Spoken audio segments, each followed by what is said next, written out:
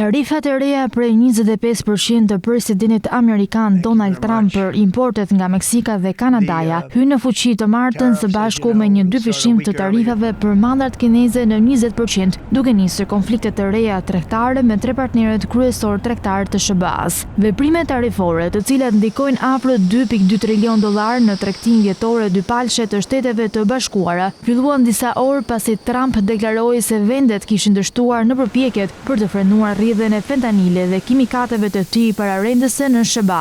Kina u përgjigj menjëherë duke njoftuar tarifa shtesë prej 10 deri në 15% për disa importe të SBA-s, që do të hyjnë në fuqi nga 10 marsit dhe një sërkufizimesh të reja eksporti për mallar të caktuara amerikane. Detyrimet do të përfshijnë produkte si mishi i pulës, i derrit, gruri, misri, pambuku, si dhe disa fruta e perime. Pekini vendosi gjithashtu 25 firma amerikane nën kufizime të eksporteve dhe investimeve për arsye që lidhet me sigurinë kombëtare. Kanadaja dhe Meksika, të cilat kanë gëzuar një marrëdhënie tregtare praktikisht pa tarifa me SBA-n për 3 dekada, janë gati të hakmerren menjëherë kundër aleatit të tyre. Kryeministri kanadez Justin Trudeau tha se vendi do të përgjigjet me tarifa të menjëhershme për 25% për importet e SBA-s me vlerë $20.7 miliard dhe $86.2 miliard të tjera nëse tarifat e Trump do të ishin ende në fuqi pas 21 ditësh. Ai tha se Kanadaja do të synonte birrën amerikane, verën, whiskin, pajisje shtëpiake dhe lëngun e portokallit. Tarifat do të shkëputin një marrëdhënie tregtare tepër të suksesshme, tha Trudeau, duke shtuar se ato do të shkelin marrëveshjen e tregtisë së lirë SBA-Meksik-Kanada të nënshkruar nga Trump gjatë mandatit të tij të parë.